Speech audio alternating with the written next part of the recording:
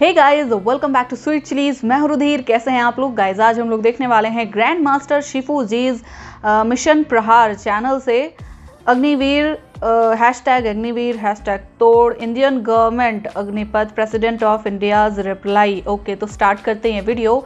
Shifu जी, इन्हें तो सभी जानते होंगे, मतलब मुझे नहीं लगता इंडिया का कोई भी इंसान होगा जो शिफू जी को ना जानता हो, है ना।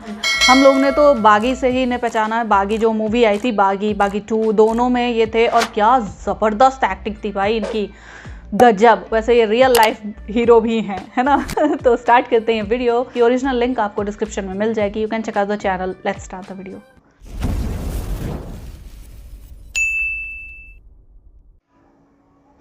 वंदे मातरम।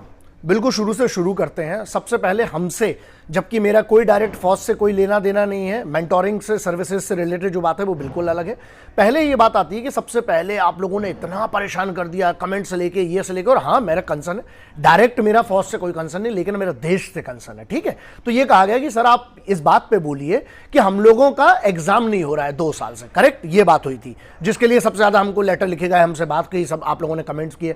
दूसरी चीज ये कही गई कि जिनका 2 साल की उम्र निकल जाएगी सर, उनका क्या होगा, और फौज के एग्जाम ही नहीं हो रहे हैं, फौज की भर्ती नहीं निकल रही, ये सब हुआ। मैंने क्या किया, मैंने संवैधानिक तरीके से आप लोगों को बताया, क्योंकि मैं अपील नहीं कर सकता हूं, आप कर सकते हैं, क्योंकि आपके अगर कॉन्स्टिट्यूशनल राइट्स जो है, फंडामेंटल राइट्स, उसका अगर आपको लगता है कि नहीं पूरे हो रहे, तो आप कोर्ट जा सकते हैं, हाई कोर्ट, सुप्रीम कोर्ट। उस पर मैंने लगातार वीडियो की सीरीज की। उसके बाद मैंने 3 मार्च को लेटर लिखा, दूसरी बार लेटर लिखा माननीय महामहिम साहब को। तो इसमें दो बातें आती हैं, ठीक है। पहले महामहिम साहब को लेटर लिखा 3 मार्च को, उसके बाद यह लिखा कि बच्चों की 2 साल, क्योंकि कोविड के कारण 2 साल की इनकी उम्र की छूट हो। मैं तहे दिल से धन्यवाद करना चाहता हूं कि उसके बाद ये देखिए, उसके बाद ये लेटर का जवाब रक्षा मंत्रालय से, ठीक है। ये डेट है, ये पढ़ लीजिए, ठीक है। 26 मई को ये जवाब आता है मेरे पास। ये ब्रिगेडियर साहब हैं, ठीक है, डायरेक्टर जनरल साहब के एडिशनल ऑफिसर हैं, डायरेक्टर जनरल साहब के रतन कुमार ब्रिगेडियर साहब, और ये सीसी किया जाता है संबंधित पूरे मंत्रालयों को, ठीक है, मतलब विभागों को।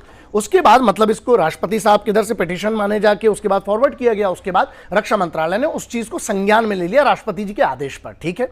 अब टूर ऑफ ड्यूटी और जो अग्निवीर का फिर अनाउंसमेंट हुआ, तो यहां पर सरकार का कहना क्या है कि फायदे गिनाए गए हैं सरकार की तरफ से, बिल्कुल, और बच्चों को जो है उसमें असहमति है कुछ लोगों की। मैं यहां पर एक बात करता हूं कि आपने मुझसे जो बोला था, मैंने क्या काम किया।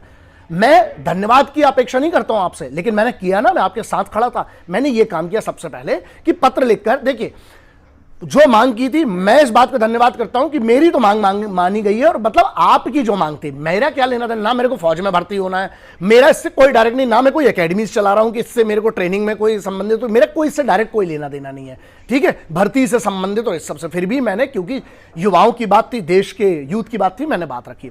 अब दूसरा पॉइंट ये आता है कि जब ये पत्र में हमें उस चीज का मई में एक चीज आ गया, मैं ज्यादा इसको शो ऑफ नहीं करना चाहता था, लेकिन जब ये इतना बड़ा हो गया कि आपदा को आपको अवसर में परिवर्तित करना चाहिए, लेकिन यहां पर अवसर को आपदा में परिवर्तित कर रहे हैं। मैं कोई भी आदमी जो दंगा कर रहा है, जो आगजनी कर रहा है, ये लड़के, इनको मैं नहीं मानता, और मुझे डाउट है इस पे इंटेलिजेंस की एक पूरी कमिटी होना चाहिए, बैठना चाहिए, और इस पे एक पूरी सर्च, पूरा बैकग्राउंड चेक होना चाहिए, इनके फुटेजेस खंगाले जाना चाहिए। और सीधी सी बात है, मेरे लिए धर्म के नाम पर कोई दंगा करे या फिर फौज की भर्ती के नाम पे दंगा करे, सब बराबर है, क्योंकि आप सरकारी संपत्ति, आप किस भारत माता को सर्व करने की बात कर रहे हैं? आप बात करें, आप भारत माता को सर्व करेंगे तो ये भारत माता की संपत्ति नहीं है, ये राष्ट्र की संपत्ति। आप इसको आग कैसे जला सकते हैं? इनको मैं किसी भी तरीके से, भारत का युवा वो जो फौज में जाकर देश की सेवा करना चाहता है, मैं नहीं मानता, क्योंकि शांतिपूर्ण तरीके से जो होना चाहिए कानून के दायरे में। अगर 144 धारा कहीं लगी है तो आप क्यों इकट्ठे होंगे 4 से ज्यादा? एक ये मैटर है। दूसरा मैटर ये करता है कि सरकार का कहना है, मैं पक्ष समझा देता हूं, फिर मेरा क्या तर्क है।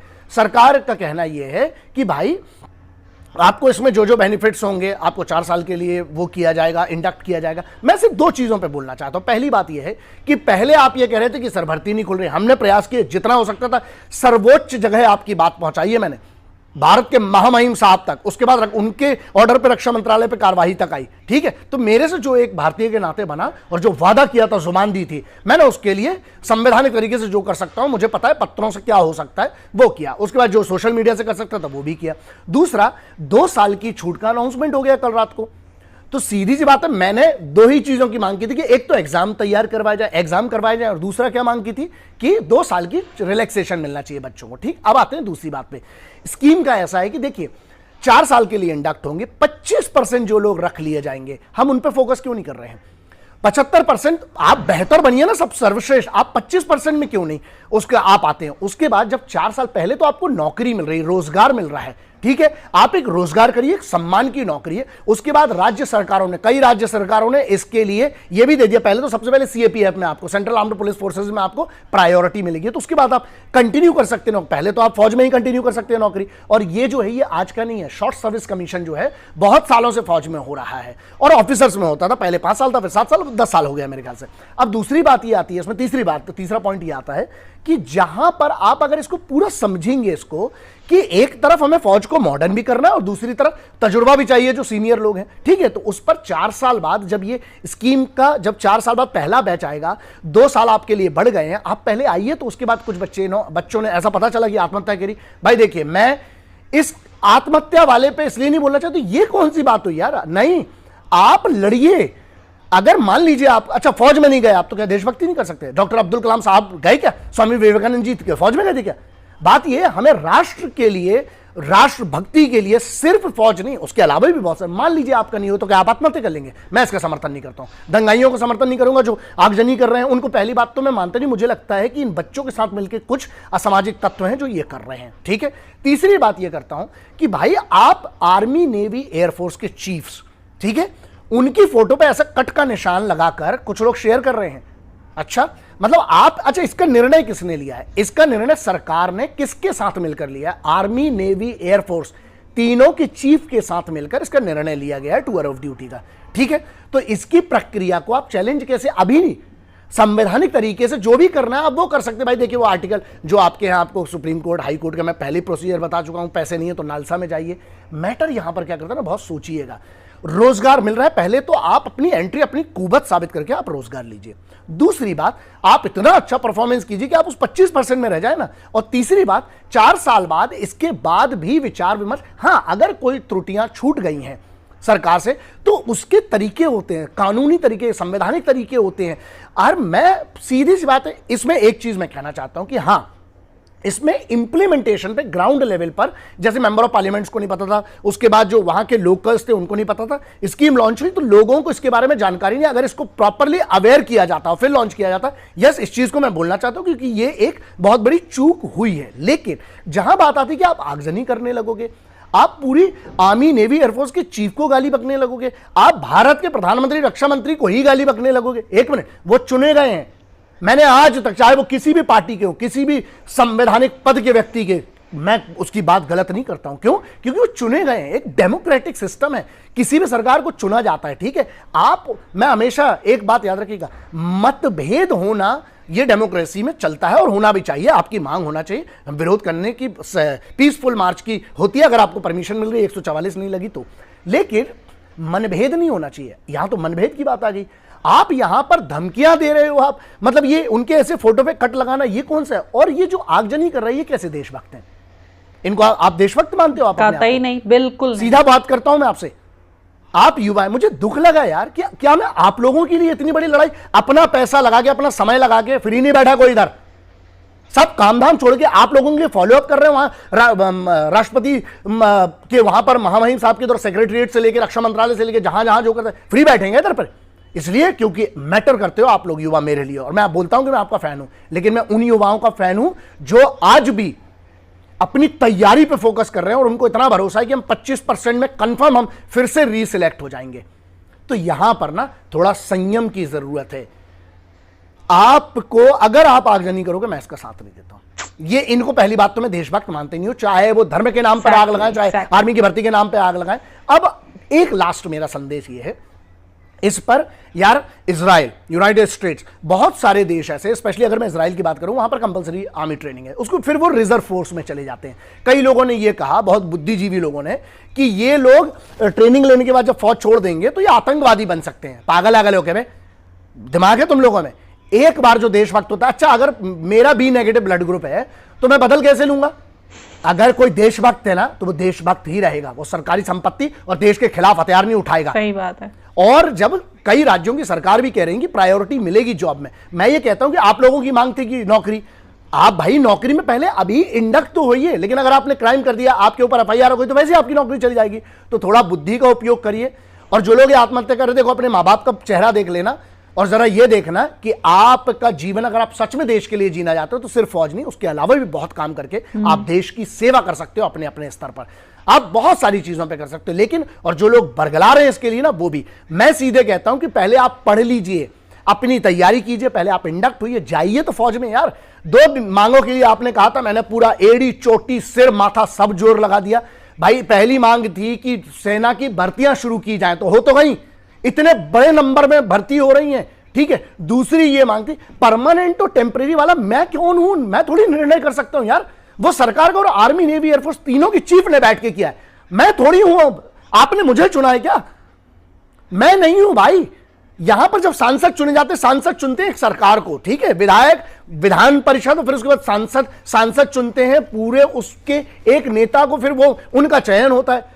सरकार चुनी गई है और सरकार चुनने के बाद सरकार ने एक पूरा का पूरा प्रस्ताव रखा। उस प्रस्ताव रखने के बाद आर्मी नेवी एयरफोर्स, अच्छा एक बात बताइए, आर्मी नेवी एयरफोर्स तीनों लोगों ने इसकी सहमति नहीं दी है क्या? दी है ना। मुझे लगता है कि मुझसे बहुत ज्यादा बुद्धि सर्विंग जनरल्स की है यार। आर्मी नेवी एयरफोर्स की चीफ की मेरे से बहुत ज्यादा बुद्धि है। मुझे तो कुछ नहीं मालूम है दुनिया के बारे में जितना उनको फौज के बारे में पता है। तो अगर उन लोगों ने सहमति दी है तो इसके लिए मतलब इसका बेहतरी, आप क्या आर्मी नेवी एयरफोर्स के चीफ की देशभक्ति पे प्रश्न उठा रहे हैं या आप उस पूरी कमेटी पे प्रश्न उठा रहे हैं? तो सोचिएगा, डेमोक्रेटिक कंट्री में हमने चुनी है सरकार, चाहे कोई भी हो। और मैं आपको बोलता हूं ये बात, मेरी आप मेरे पूरे इतिहास के वीडियो उठा के देख लीजिए, मैं सीधी बात बोलता हूं और ये क्लियर कट ये बोलता हूं कि जब कोई चीज पारित हुई है उसमें अमेंडमेंट किए जा सकते हैं। हां, बिल्कुल करना चाहिए अगर आपको लगता है। बहुत सारे तरीके हैं उसके, कानूनी तरीके, संवैधानिक तरीके हैं। लेकिन जहां ये आगजनी की बात आ रही है और जो ये दंगाई, अगर आप रोडों पे आग लगाओगे तो आप पर भी वही कार्रवाई होना चाहिए जो उन लोगों पे होना चाहिए जो धर्म के नाम पर, जो संप्रदाय के नाम पर आगजनी करते हैं, पत्थरबाजी करते हैं। बहुत क्लियर, इसमें कोई डाउट नहीं है, ठीक है। आप किसी चीज की आड़ में नहीं बच सकते हो, नहीं। और दूसरी बात है, अगर 144 धारा लगी, आपको मना किया गया कहीं जाने से, तो आप नहीं जाएंगे, क्योंकि वो बात फिर तो आप कॉन्स्टिट्यूशन का ही सम्मान नहीं कर रहे, कानून का ही सम्मान नहीं कर रहे हो। तो सेना का क्या सम्मान? आपके कॉन्स्टिट्यूशन में राइट से शांतिपूर्ण अपनी बात रखने का, ठीक। तो अब आप देख लीजिए, आप लोग ज्यादा समझदार हैं, मुझसे तो बहुत ज्यादा समझदार होंगे, तभी तो आप लोग ऐसे निर्णय ले रहे हैं। आपने मुझसे जो मांग की थी, मैंने आपकी तरफ से बात रखी और उस बात को एंड तक लाया। 2 साल की दूसरी पॉइंट था, 2 साल की मांग की थी महामहिम राष्ट्रपति साहब को, जो मैंने पत्र लिखा था 3, मैंने पूरे सोशल मीडिया पे डाला, आप देख लीजिए, और जो रक्षा मंत्रालय का रिप्लाई वो भी डाल दूंगा।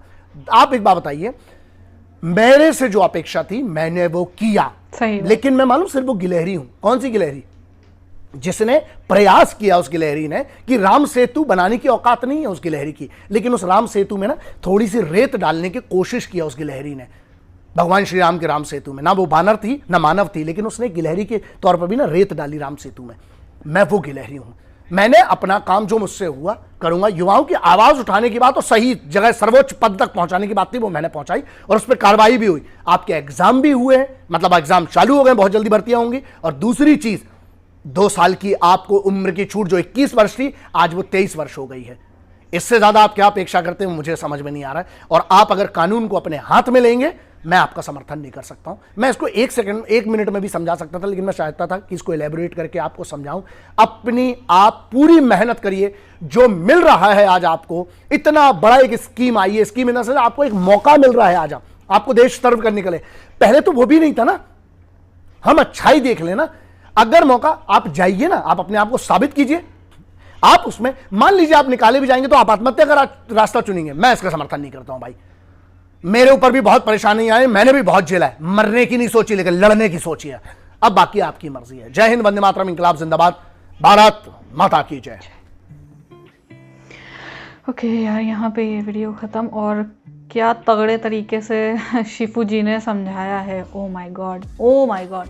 और इसे कहते हैं मोटिवेशनल स्पीच, है ना। एक मतलब पहली बात तो यार, ये तुम आग लगा देना, सरकारी संपत्ति को हानि पहुंचाना, ये तुम सरकारी संपत्ति को हानि नहीं पहुंचा रहे हो, अपना ही नुकसान कर रहे हो।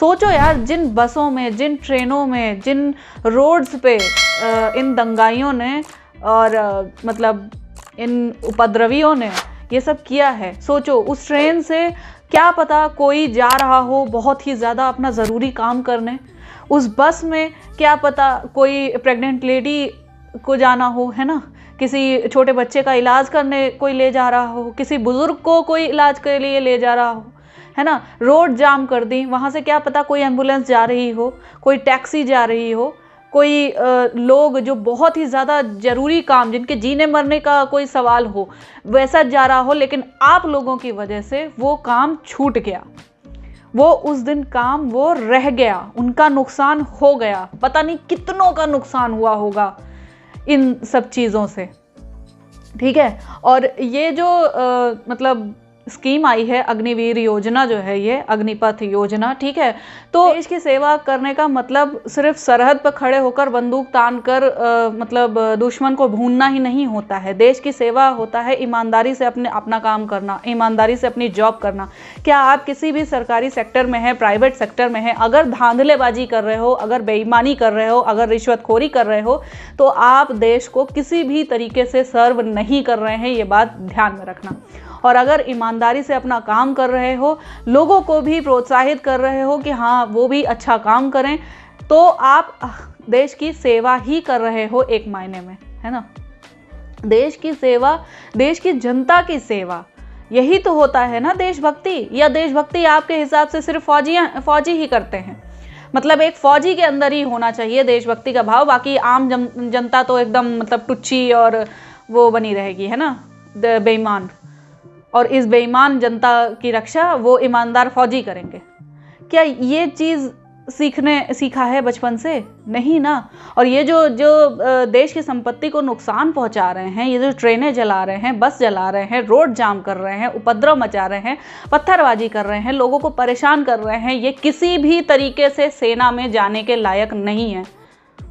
सेना में तो क्या यार, मैं तो कहती हूँ किसी भी ऐसे मतलब उसके लायक नहीं है, ऐसी जॉब के जो कि देश सेवा में सम्मिलित हो, है ना। आप किसका नुकसान कर रहे हैं? आप देश का नुकसान कर रहे हैं, सरकारी संपत्ति का नुकसान कर रहे हैं, उस सरकार का नुकसान कर रहे हैं जिसे आपने खुद चुना है, और उसके बाद कह रहे हैं कि सरकार हमारी बातें नहीं मानती हैं। यार सोशल मीडिया पे जो लड़ते हैं ना, जो लोग बहुत ज़्यादा बोलते हैं, कम से कम सोशल मीडिया पे वो बोल रहे हैं, किसी और का नुकसान नहीं कर रहे हैं, है ना, किसी का फिजिकल संपत्ति जो है उसकी वो नहीं जला रहे हैं, वो नहीं तोड़ रहे हैं। तो एटलीस्ट अगर आपको लड़ना ही है, अगर आपको अपनी बात रखनी है, तो सोशल मीडिया पे रखो। आजकल मीडिया कितना आगे बढ़ गया है, कितना ज़्यादा इंटरनेट जो है वो इतना फैला हुआ है कि आपकी बात पहुँचेगी ही पहुँचेगी। नरेंद्र मोदी जी का खुद का इंस्टाग्राम अकाउंट है, भर दो उन्हें, टैग करो, टैग कर करके उन्हें इतने पोस्ट में टैग करो कि हाँ ये चीज़, अगर आपको कोई चीज़ बदलाव चाहिए तो ये बदलाव आना चाहिए, उसमें टैग करो, उन्हें मैसेज करो, मेल करो। उनका इंस्टाग्राम अकाउंट सार्वजनिक है, ट्विटर अकाउंट सार्वजनिक है, तो उस पर क्यों नहीं लड़ा जा रहा है? ये फिजिकल किसी को नुकसान पहुंचाकर क्या साबित करना चाह रहे हैं कि ये देशभक्त हैं, घंटे के देशभक्त हैं। ये देश को तो क्या, ये तो अपने परिवार को ढंग से नहीं सर्व कर सकते हैं। जो तुम आज दूसरों के परिवार में आग लगा रहे हो, दूसरों के संपत्ति में आग लगा रहे हो, कल को कोई आके तुम्हारी संपत्ति में आग लगा देगा, तो क्या तुम अपने आप को डिफेंड कर पाओगे, जस्टिस कर पाओगे? ये सवाल मेरा ऑडियंस से है, कमेंट सेक्शन में ज़रूर बताना। मैं मिलूंगी नेक्स्ट वीडियो में। आई होप आप लोग को रिएक्शन पसंद आया होगा। Bye bye.